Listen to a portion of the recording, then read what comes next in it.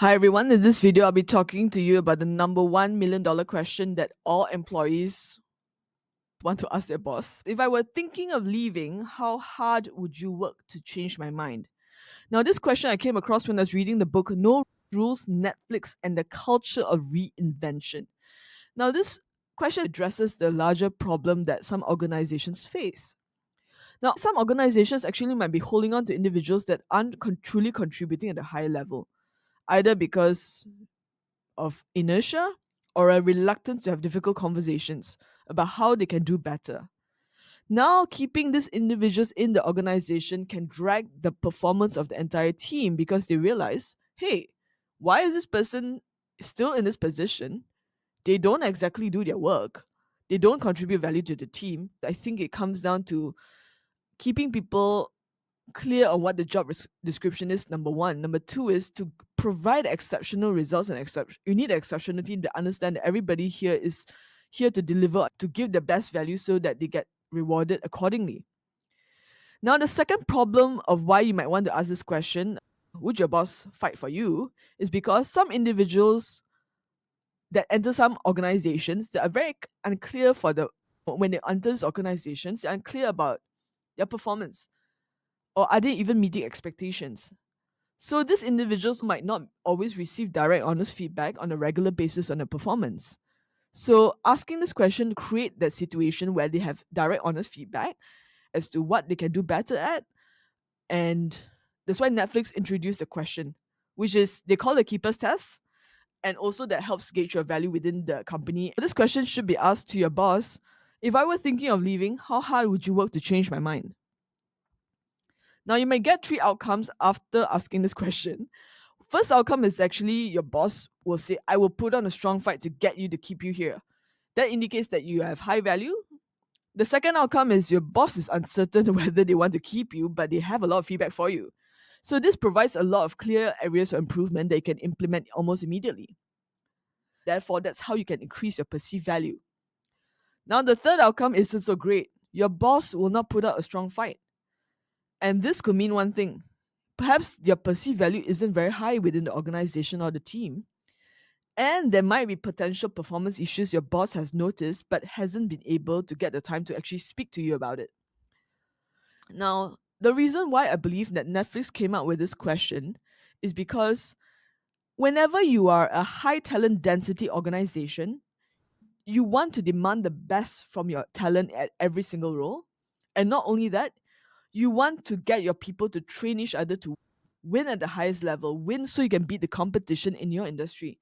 And for that to happen, you need to have valid, candid, and continuous feedback for improvement.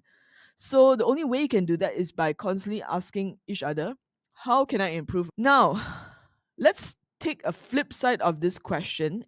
And you perhaps leaders should also ask their team members.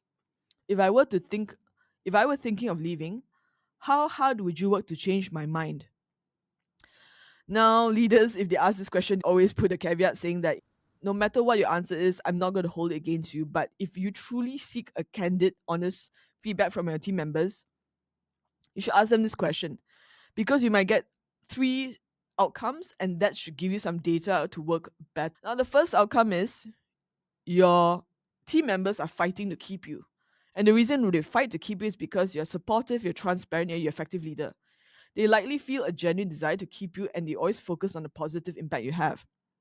The second outcome is that they have somewhat of a strained relationship with you. So they are very ambiguous, they are diplomatically vague because they want to avoid conflict and they're not sure whether you might lash out against them after this question.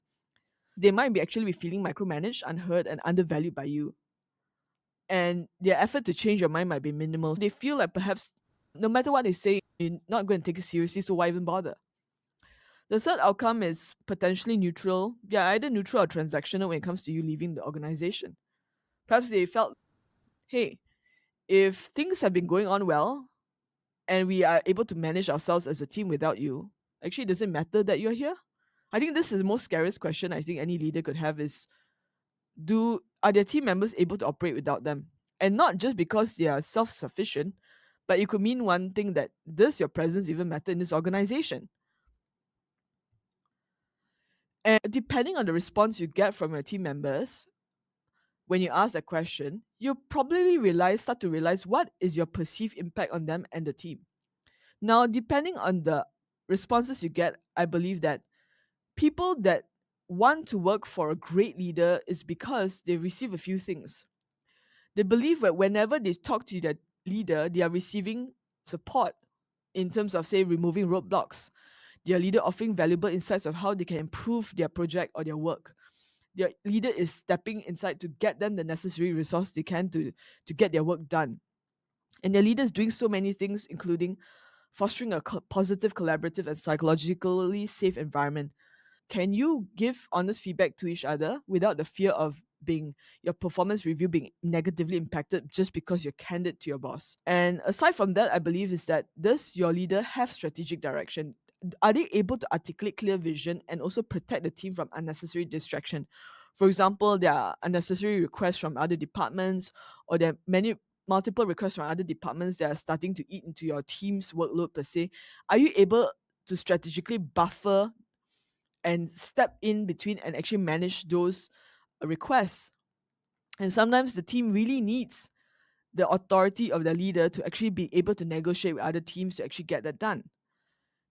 The final item is, I think, as a leader, do you advocate for career growth? And do you advocate to protect your team if they have been unfairly treated by their clients, unfairly treated by other colleagues, for example? Things like, are you providing developmental opportunities for them and helping them to progress?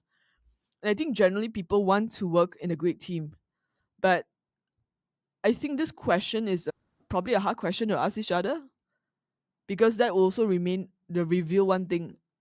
This question actually, I think, reveals that how deeply do you want to improve and grow? How deeply do you want to bring value